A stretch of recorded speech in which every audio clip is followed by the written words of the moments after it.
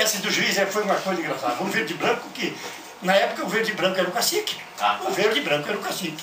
Quando nós ia para os torneios, já diziam, lá vem os profissionais. Não pode jogar, só partida de honra. Se jogar o verde e branco, nós não disputamos mais o torneio. Oxe, então nós ficávamos, como é que nós vamos fazer, como é que nós vamos fazer? Porque todos os prêmios nós trazíamos.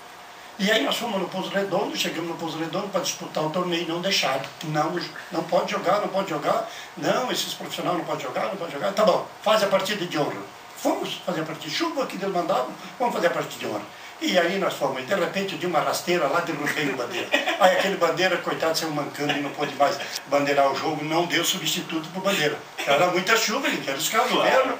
E aí lá, portanto, eu não sei o que eu facilitei lá, fui lá para o outro lado, derrubei o outro bandeira, e o outro bandeira não pôde mais atuar, ficamos sem bandeira. O juiz disse, deixa que eu toco o jogo sozinho. Eu toco o jogo sozinho. E aí deu uma falta. Aí meu irmão, muito engraçado, no lote disse, pelo amor de Deus, não vai atropelar o juiz agora, porque acaba o jogo.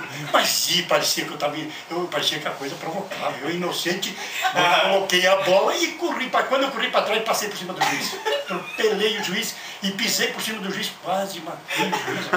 O juiz se deslugou tudo, quebrou tudo quase. O juiz saiu mancando demais, levaram ele de maca e tudo. Terminou o jogo aos 20 minutos, terminou o jogo. Se ninguém mais quis apitar, eles estão loucos. Esse Gessi não tem condições, já tirou bandeira, tirou do banheiro, agora tirou o juiz, parou o jogo, terminou o jogo. Então essas histórias, isso foi